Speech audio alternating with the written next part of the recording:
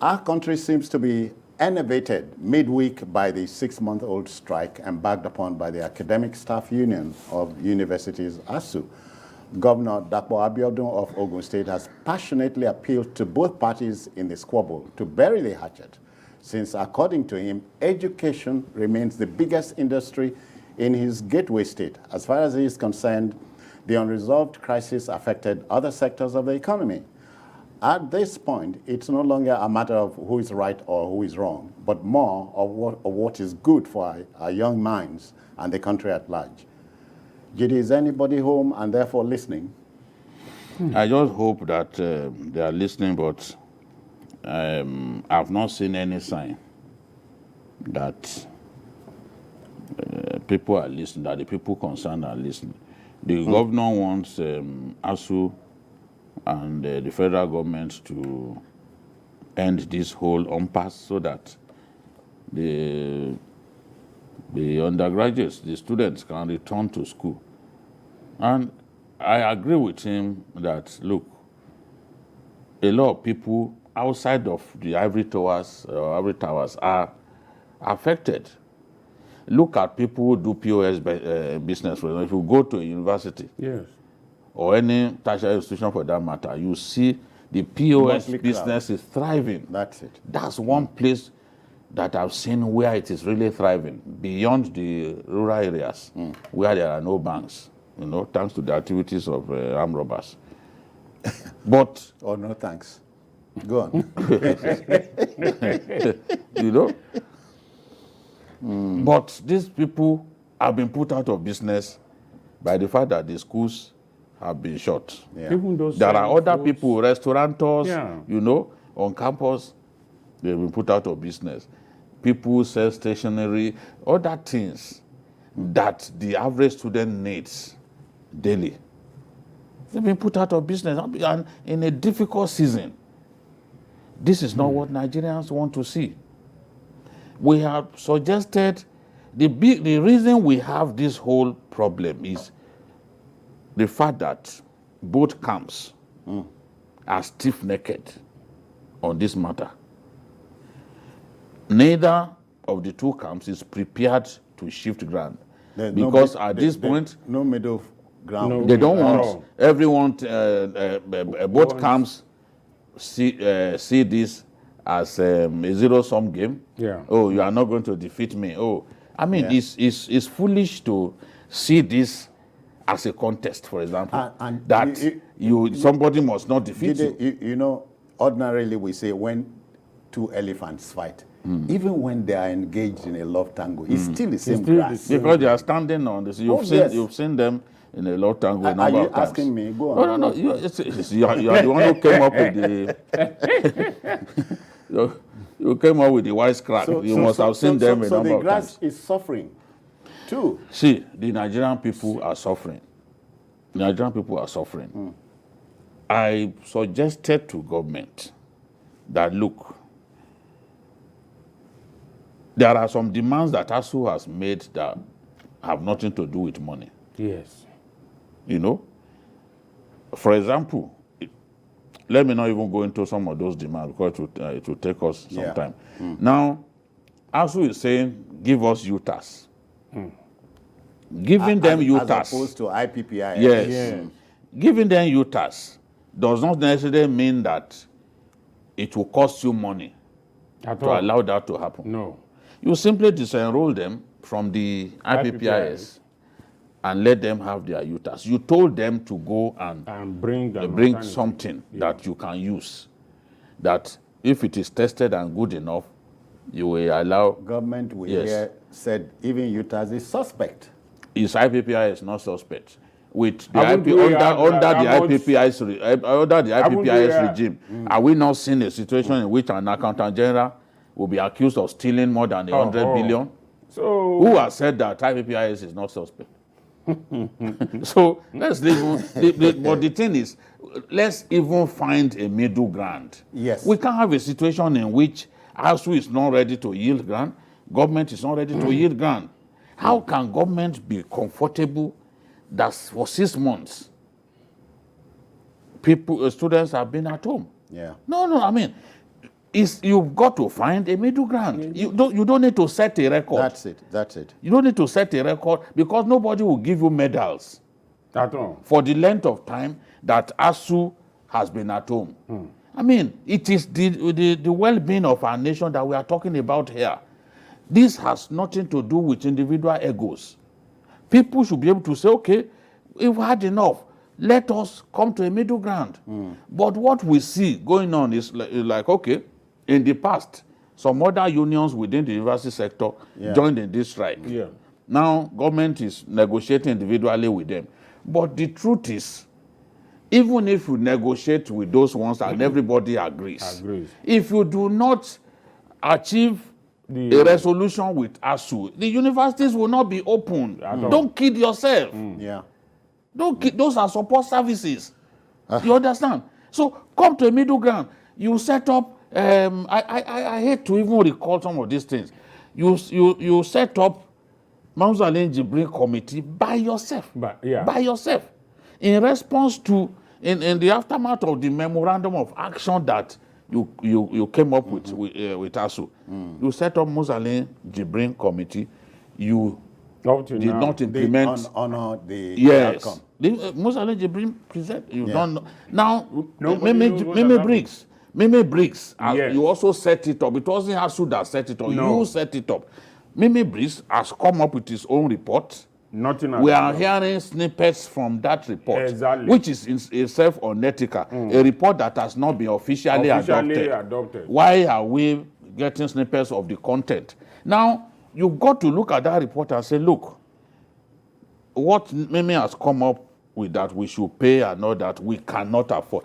This is what we can afford. Let a negotiation, let some conversation even start begin from what the government thinks it can do.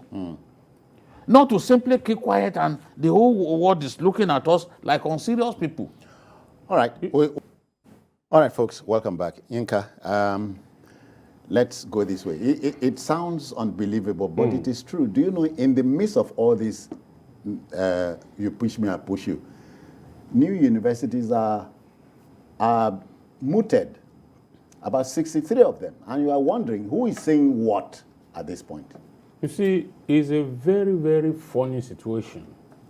But unfortunately, the fun is at the expense of our children and the future of those who will go there.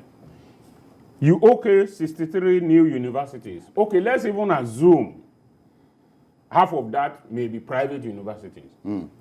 But the question you are going to ask yourself is, do you have enough manpower to fill those that are in existence? Talk less of the new one that you are licensing.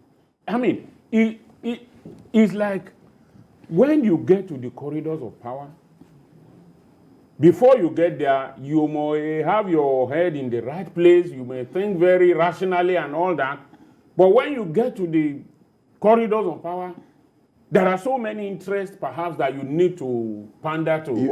I need to establish a university in my village. You don't enter the corridor. I've never, and so that's what I'm saying.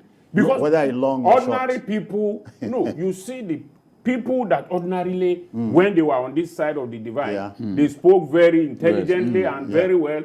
Or at the other end, you find that they are there. You know, in this crisis now, almost every day, the people recount and repost the articles, some of the articles that have been written by the present Minister of Education when he was a columnist about ASUU strike and all that. And then you ask yourself, does this man one day sit down, read this thing, and even come up and tell people that, oh, gentlemen, I did this at the time of the unknown, when I didn't know the real situation. Now that I know the situation, this is the real situation, and I'm sorry that I said that, but now that I know this, I was talking as an outsider, now that I'm an insider, I've understood this problem. In fact, if the man had been gracious enough to call ASUU and let them sit down together, that, look, gentlemen, I'm sure you all know that I was one of your greatest supporters.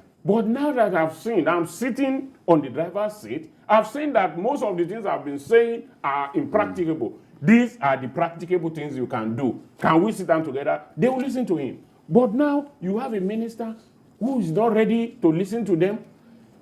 Last 2 weeks or last week, if you remember, almost a month or 2 months ago, the Minister of Labour said the president has given him a marching order to solve the problem in 2 weeks. 2 weeks, yeah. The man didn't reply immediately. It was only 2 weeks ago, after about a month, that allegation or this thing was said, that he replied. Reacted, so yeah. now you begin to ask yourself, does this man live in the Kuko world? Does he live in Nigeria? And then,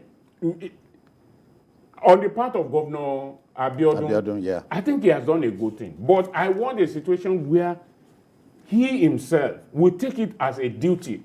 Call the chairman of the Governors Forum, let them discuss, set up a committee or call some of them that, look, let us also talk with legislators, let us talk with ministers, let us have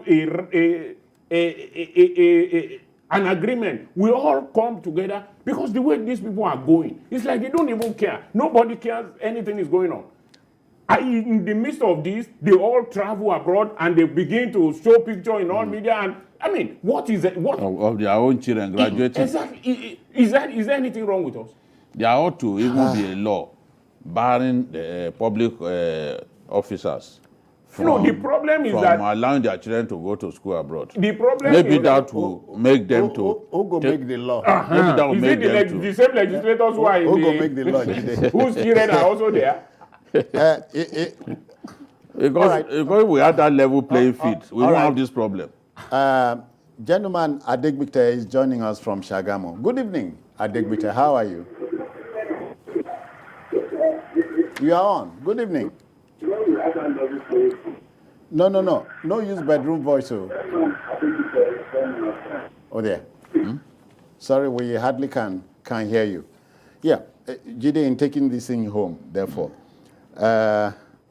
we are in dire straits. We are in deep trouble now. So I think the passionate plea should be to the Aluta community, and on the one hand, and government on the other. We don't want to go the cynic way, who said when a problem lingers for too long, the two parties are wrong. So there should be wisdom somewhere. Yes, I prefer that wisdom to spring forth from the side of government. It is possible to solve this problem in a matter of hours. Yeah. You say, look, this is where we are going. Why hasn't the president called ASUU leaders? If the president will invite them to a meeting, they are going to respect him. Yeah. They told the traditional rulers and the clerics, you know, that committee, they told them to come together. They spoke with ASUU, applied pressure on ASUU. We saw ASUU decide to go back to work, and a memorandum of action was drafted. Why do you get into agreements that you know in your heart you are not going to honor?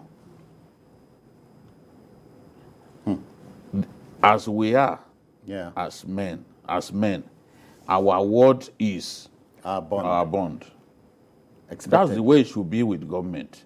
Don't go into negotiations that was what the Senate president said, that why did you go into this knowing that you've not got the funds? That's it. Why did you agree to this knowing that you've not got the funds? That's what the Senate president said. I still remember.